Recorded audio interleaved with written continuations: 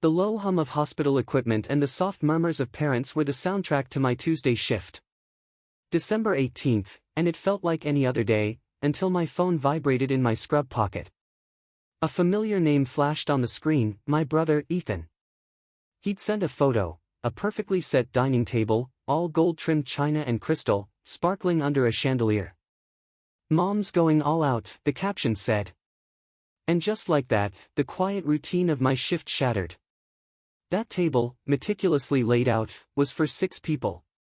Ethan, his wife Sarah, their twin boys, and my parents. Everyone but me. It wasn't my first time being left out, but seeing it laid out like that, undeniable, it hit harder than I expected. I was 32, a nurse specializing in pediatric care for a decade, yet in that moment, I felt like a bewildered teenager. The one who could never quite understand why her father looked at her with such quiet disappointment. Then, another buzz. This time, it was my mother. "Your father and I discussed it," the text read. "We think it's best if you spend Christmas on your own this year. Family time is important, and with everything that's happened, it would just be uncomfortable." Everything that's happened. That was their coded way of talking about the $50,000 loan I'd refused Ethan 8 months prior. He'd been convinced by some cryptocurrency scheme, the kind that screams, "Drain your bank account and leave you broke." I'd worked too hard to just hand over my savings for another one of his get-rich-quick fantasies. My father had actually called me selfish. His voice, cold and dismissive over the phone, still echoed. "Your brother is trying to build something for his family, and you can't even help him out. What kind of sister are you? The kind who pays her own bills, I guess. The kind who doesn't expect handouts from relatives who've already bailed her out 3 times in 5 years." I deleted both messages without a reply. There were patients to check on, a 7-year-old with pneumonia, a teenager recovering from appendix surgery. Their problems felt more immediate, more real than my family drama. But when my shift ended at 11 p.m., sitting in my car in the hospital parking lot, the full weight of it all came crashing down. My own father didn't want me at Christmas. My mother, the one who used to make me hot chocolate with extra marshmallows, reading stories until I fell asleep, had uninvited me via text from what was supposed to be a family celebration. I drove home to my small 1-bedroom apartment. Every single piece of furniture, every item in that place, I'd bought myself. No one had given me anything, and I'd never asked for help I didn't absolutely need. The couch, the TV, the kitchen table where I ate alone most nights. The anger started to simmer around 2 a.m. when sleep wouldn't come. I kept picturing Ethan's smug face, remembering how my parents always excused him while holding me to impossible standards. When he dropped out of college, it was finding himself. When I graduated with honors, my father asked why I hadn't gone to medical school instead of just nursing. I pulled out my laptop, not really looking for anything specific, just scrolling through real estate listings to distract myself from the raw hurt. And then I saw it. 300 acres in Wyoming, a ranch house, a barn, and views that actually stole my breath, even through a screen. The price tag was intimidating, but I'd been saving aggressively for years. Investments, a healthy retirement account, and a down payment that would make any mortgage broker beam. By 8 a.m. the next morning, I was on the phone with the listing agent, Grace Kennedy. "I want to see the property as soon as possible," I told her. "Can you arrange a viewing this week?"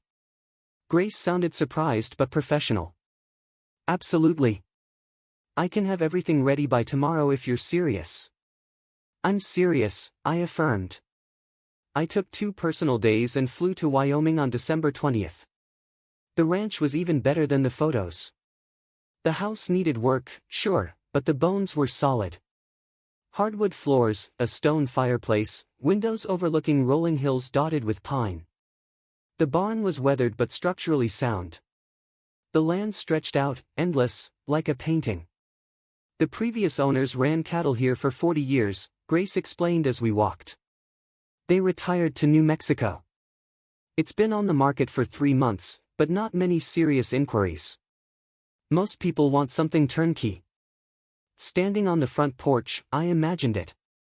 Something entirely mine. Something no one could take away or make me feel guilty about. This wasn't about proving anything to them. This was about building a life that didn't depend on my family's approval. "I'll take it," I said. "I want to make an offer today." Grace's eyebrows shot up. "Don't you want to think about it? Have an inspection? This is a significant investment." "I'm aware," I replied. "I want to make an offer." We negotiated through the afternoon. By the time I flew back home the next day, I had a property under contract. The inspection, on the 23rd, revealed minor issues, but nothing to change my mind. Closing was set for the first week of January. That Christmas, I ate takeout Chinese food and watched old movies, alone in my apartment. My phone stayed silent. My parents didn't call. Neither did Ethan. I was invisible to them now, and that was perfectly fine. I was building something they couldn't touch. The ranch became officially mine on January 4th. I signed more papers than I knew existed, handed over a cashier's check representing years of careful saving, and walked out of the title company with keys to 300 acres of Wyoming wilderness. That moment was surreal. I sat in my rental car for 20 minutes, just holding the keys and the deed with my name, Margaret Walsh, sole owner, printed in official black ink. No one else's name was on those documents. Not a spouse, not a relative. I'd earned every dollar for this purchase through 12-hour shifts, overtime, and choosing to save instead of spend. I called Olivia Chen, my best friend from nursing school, who'd moved to Idaho for a travel nursing position. She was one of the few I'd told.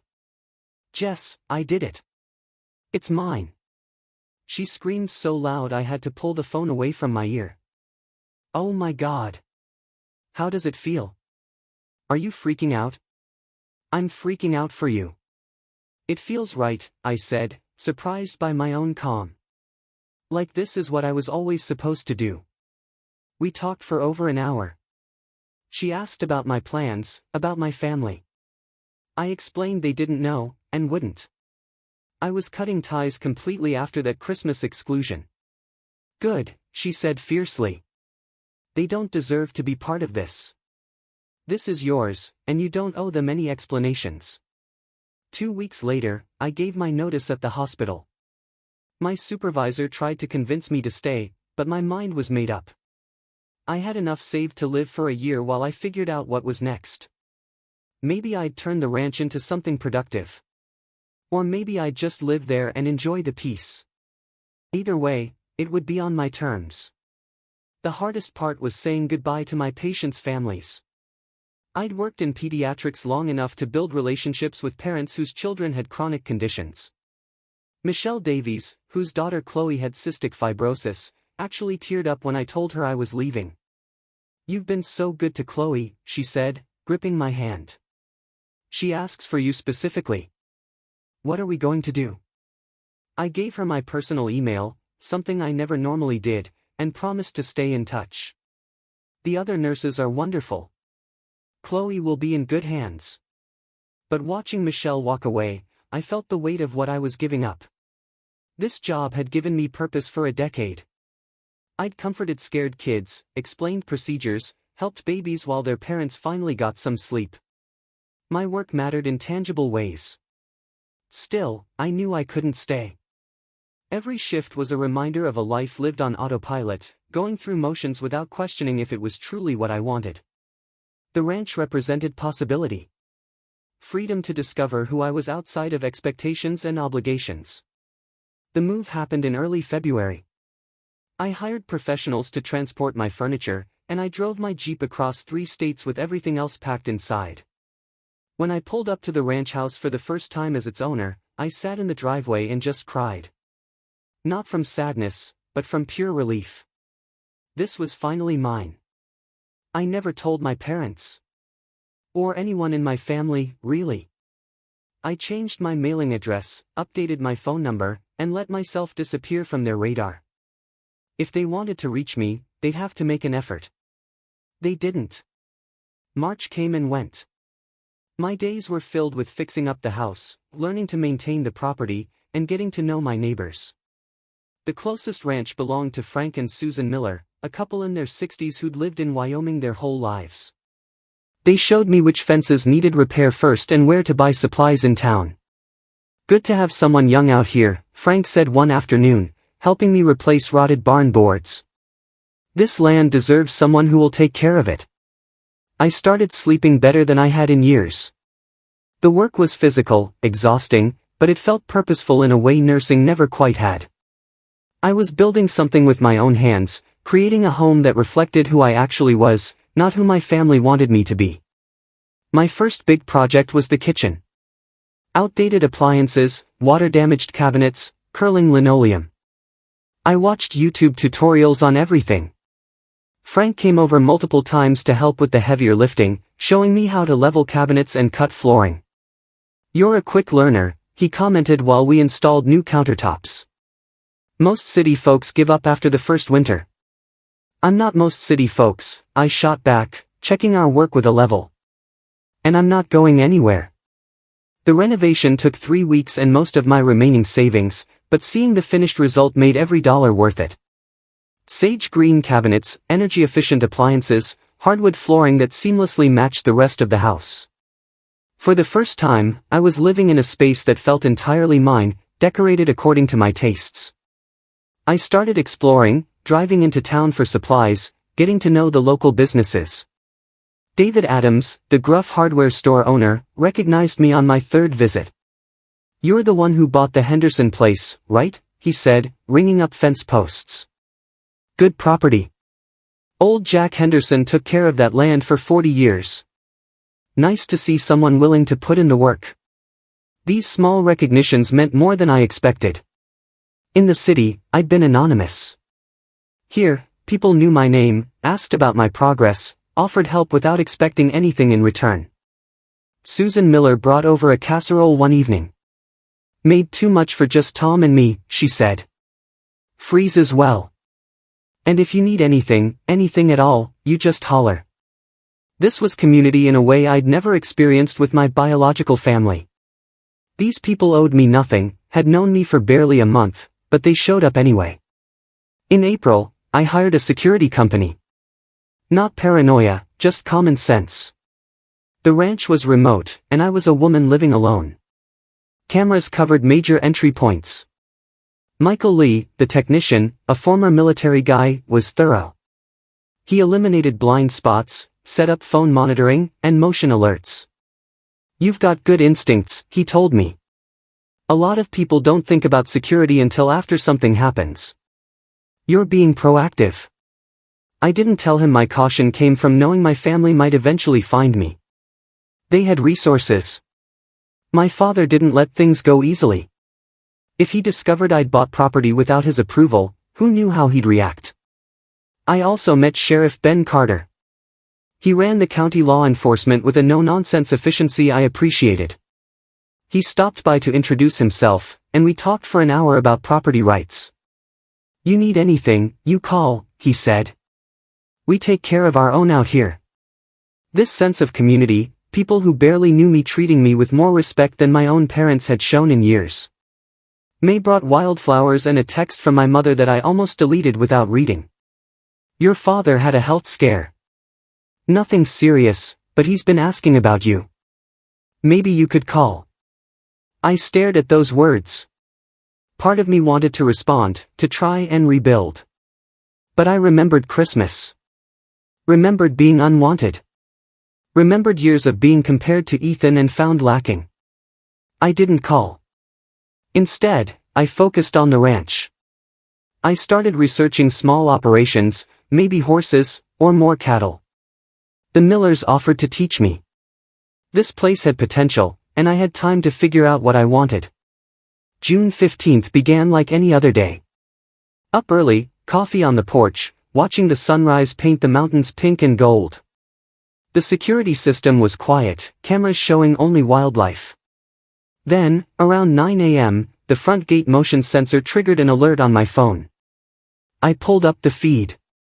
A luxury SUV, stopped at the entrance, someone getting out to open the gate manually. My stomach dropped. The man behind the wheel, my father. Older, but with that same rigid posture.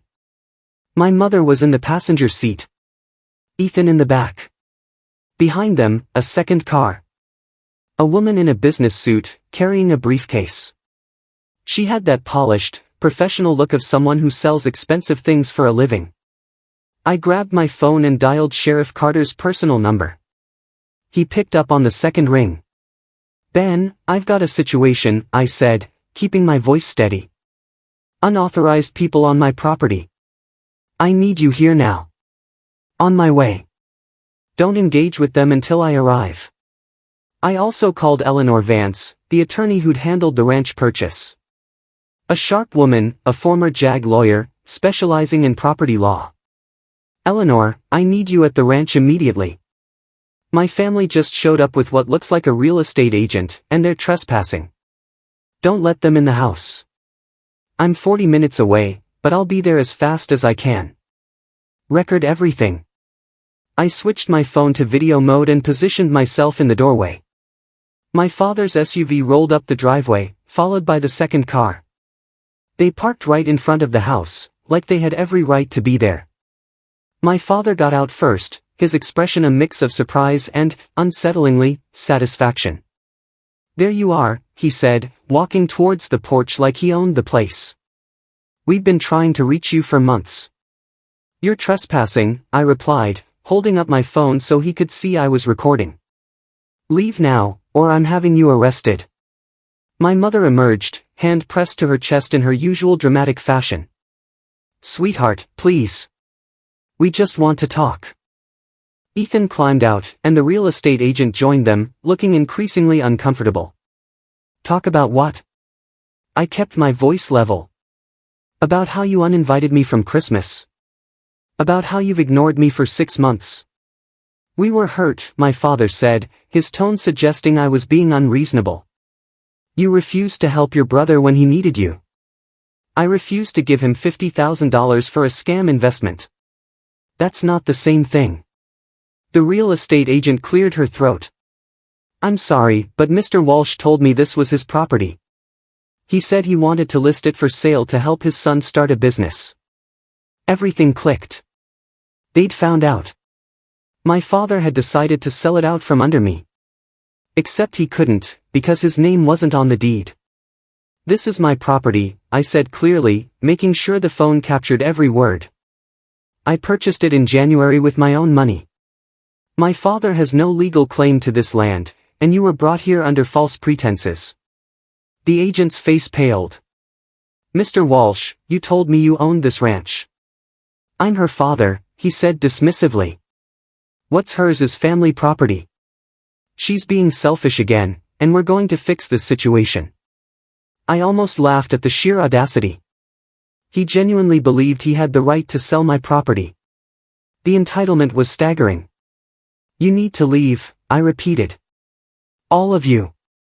Now.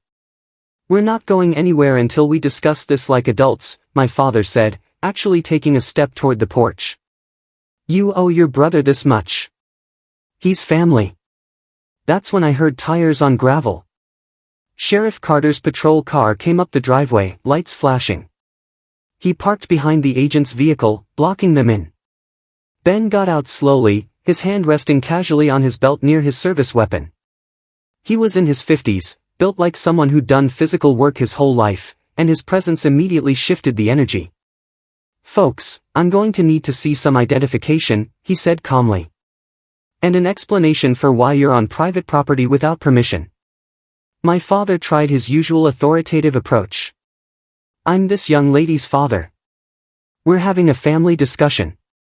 This doesn't concern law enforcement." "Actually, it does," Ben replied, not moving. "This young lady called me and reported trespassing. That makes it my concern.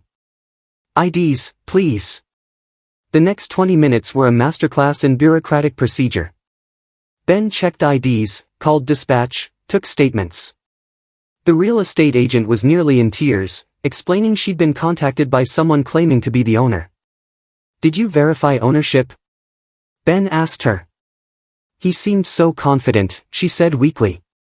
"I didn't think to check county records." Eleanor Vance arrived while Ben was still taking statements. She pulled up in a black Mercedes, perfectly tailored suit, a leather briefcase that probably cost more than most people's monthly rent. A Navy JAG for 12 years, she had that precise, intimidating competence. "I'm Eleanor Vance, Miss Walsh's attorney," she announced, handing Ben her card. "I understand we have a trespassing situation and attempted fraud." My anger finally broke through. "My father brought a realtor here to sell property he doesn't own." Eleanor turned to my father, her gaze cold and assessing. "Did you represent yourself as the owner of this property?" "I'm her father," he repeated, as if that explained everything. "She bought this place out of spite, and she's going to sell it so Ethan can have the money he needs." "Do you have any legal claim to this property? Are you listed on the deed?" "She's my daughter. That makes it family property." Eleanor actually smiled, though there was nothing warm about it. "That's not how property law works, Mr. Walsh. Your daughter is an adult who purchased this ranch with her own funds. You have no legal right to sell it, represent yourself as its owner, or even be on this property without her permission. What you've done today constitutes criminal trespassing, and your statements to the realtor could be prosecuted as attempted fraud." My mother made a small sound of distress. Ethan, interestingly, had stayed completely silent, arms crossed, near their car.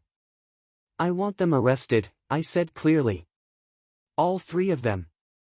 They trespassed on my property with the intent to commit fraud." Ben looked at Eleanor, who nodded. "My client has that right, Sheriff. What happened next, I'll remember for the rest of my life." Ben read my father his rights while putting him in handcuffs. The man who'd made me feel small and inadequate my entire life, who told me I was selfish for not bankrolling his brother's schemes, was being arrested on my property. My mother started crying, actually sobbing, as Ben cuffed her too. "How can you do this to your own parents? We raised you," she wailed. "You uninvited me from Christmas," I said, my voice shaking now with the weight of everything I'd held back. "You told me I wasn't welcome at family events because I wouldn't give Ethan money. You've spent my entire life making me feel like I wasn't good enough, and now you show up here thinking you can sell my property out from under me? You're not parents.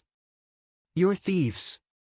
Ethan got cuffed without protest, though he shot me a look of pure hatred. The real estate agent was let go with a warning after Eleanor confirmed she'd been acting on false information. As Ben loaded my family into his patrol car, Eleanor turned to me. "I'm going to need copies of all your security footage. We'll want documentation of everything they said and did here today." "I have it all," I assured her. Every camera was recording. She squeezed my shoulder, a brief moment of humanity breaking through her professional demeanor. "You did the right thing. Don't let them make you doubt that." After they left, I sat on the porch steps, letting myself shake. The adrenaline was wearing off, leaving behind a complicated mix of relief, sadness, and vindication. I'd stood up to my father for the first time in my life, and it had felt both terrifying and necessary. The reality slowly sank in. I'd had my own parents arrested. My brother too, though Ethan had always felt more like a stranger than family. They were sitting in county jail right now, being processed and fingerprinted, all because they thought they could waltz onto my property and sell it without consequences. Part of me felt that old guilt. That trained response from years of being told I was selfish for prioritizing my own needs. Shouldn't I have given them another chance? Tried to reason with them before calling law enforcement? But then I remembered my father's words, "What's hers is family property." He'd said that out loud, on video, in front of witnesses. He genuinely believed my ranch belonged to him simply because he was my father. That wasn't a misunderstanding. That was a fundamental failure to see me as an autonomous adult with rights to my own property. My hands still trembled as I went inside to download the security footage onto a USB drive for Eleanor. The cameras had captured everything from multiple angles: my father opening the gate, the realtor with her briefcase, my mother's dramatic performance, Ethan's hostile expression as he was handcuffed. Watching it back was surreal. I looked calmer on video than I'd felt. My voice stayed steady, and I'd handled the legal aspects perfectly by calling Sheriff Carter and Eleanor before engaging. Olivia called that evening after I texted her a brief summary. "They did what?" she practically shouted. Your dad tried to sell your ranch while you were standing right there, with a real estate agent he'd lied to about ownership? Yep, I confirmed, settling into my porch chair with a glass of wine. Eleanor says the fraud charges might stick because he explicitly told the agent it was his property. Good, Olivia said. Let him deal with the consequences for once. Your whole family has coasted on the idea that Ethan's needs matter more than yours, and it's about time someone called them on it. We talked for over 2 hours. Olivia had met my parents a few times during nursing school. She understood the dynamic. She'd never liked them, had even told me once that my mother's passive-aggressive comments, disguised as concern, were toxic.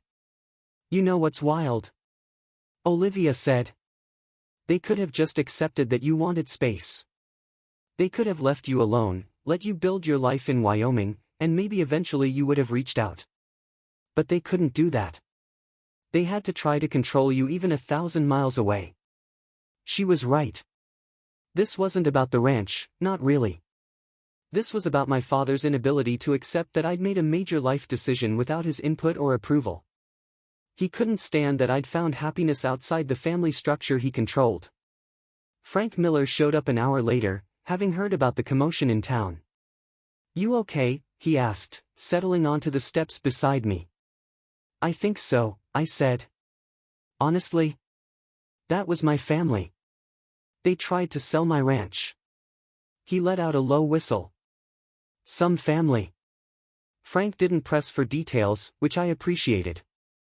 He just sat with me as the sun set, a quiet, supportive presence. Eventually, Susan came by with dinner, and the three of us ate together on my porch. They didn't ask questions. They just sat, and that meant more than they probably realized. Our daughter lives in Denver, Susan mentioned. We don't see her much. Maybe twice a year. But she calls every week, sends photos of our grandkids, includes us in her life, even from far away. That's what family should be. The implication was clear: my family had failed at the most basic requirement, respect. Distance didn't mean disconnection. Disrespect made connection impossible. The legal proceedings took months. My father, mother, and Ethan were all charged with criminal trespassing. My father faced additional charges of attempted fraud. Eleanor pushed aggressively, and the county attorney agreed it was worth pursuing. In August, they all pleaded guilty to reduced charges in exchange for probation and restitution. Part of the settlement included a permanent restraining order, preventing any of them from coming within 500 feet of my property. I didn't attend the hearings. Eleanor handled everything, keeping me updated but shielding me from having to see them again. She sent copies of the documents, including transcripts where my father tried to justify his actions by claiming he was helping his daughter make better financial decisions. The ranch thrived under my care. I started small, brought in a few horses, learned the rhythms of ranch life. The Millers became like the family I'd never had, teaching me everything from fence repair to basic veterinary care. Other neighbors stopped by with advice, tools, offers of help. In September, I got a letter from my mother. It arrived through regular mail, meaning she'd somehow found my address despite the restraining order. I don't understand how we got here, she wrote. You used to be such a sweet girl, always trying to make everyone happy. Your father and I just wanted what was best for the family. Ethan needed that money for his boy's education, and you have so much. Why couldn't you share? I burned the letter in the fireplace. There was nothing to say to someone who still couldn't see that what they'd done was wrong. The truth was simpler: I'd spent 32 years trying to earn their approval, bending myself into shapes that never fit, sacrificing my own needs to keep the peace. The ranch was the first time I'd chosen myself, and they couldn't forgive me for it. By October, I'd settled into a routine that felt more like living than anything I'd experienced before. Woke up early, took care of the horses, property maintenance, evenings reading on the porch or cooking while watching the sunset. It was quiet, but not lonely. Neighbors who checked in, a community that welcomed me without judgment, land that responded to my care. I started volunteering at the local medical clinic 1 day a week, using my nursing skills to help people who couldn't always afford healthcare. Dr. Eric Larson, the director, was grateful. You ever think about going back to hospital work? He asked one afternoon after we treated a rancher's broken arm. No, I said without hesitation. I like it here. The pace, the people, making a difference without drowning in paperwork. Wyoming has a way of keeping the people who belong here. In November, I got a notification, the restraining order had been violated. My father had driven past the ranch 3 times in 1 week, slowing down each time. Sheriff Carter added a violation to his record, and Eleanor filed for a more restrictive order. He's testing boundaries, Eleanor explained. Seeing if we'll enforce it, or if he can intimidate you into backing down. I'm not backing down, I said firmly. This is my home. He doesn't get to take that from me. The expanded restraining order was granted. I didn't hear anything else from my family after that. Christmas arrived again, 1 year after the text message that had changed everything. I spent the holiday with the Millers and other neighbors, a potluck at Frank and Susan's that felt warm and genuine. No one expected anything from me except my company. To new traditions, Susan said, raising her glass. To new traditions, I echoed, feeling the truth of it settle into my bones. I thought about my family sometimes. Wondered if they were gathered around that gold-trimmed china, if Ethan's latest scheme had panned out, if my mother still wrote letters I'd never answer. But those thoughts came less frequently now. And they hurt less when they did. The ranch had given me something I'd been searching for my entire life without knowing it, not just independence or financial security, but the freedom to define success on my own terms. I wasn't a disappointment here. I wasn't being compared to anyone or found wanting. I was just myself, and that was enough. Standing on my porch on New Year's Eve, watching snow fall across the mountains, I felt a peace that had nothing to do with revenge or vindication. My father had tried to take this from me, and I'd fought back. Not out of spite, but out of self-preservation, because this place, this life, was worth fighting for. The cameras kept recording. The security system stayed active. The restraining order remained in place. But I wasn't living in fear or anger anymore. I was just living, finally, in a home I'd built for myself. And in its own way, that was the best revenge of all. Have you ever found yourself in a situation where you had to choose yourself over family expectations?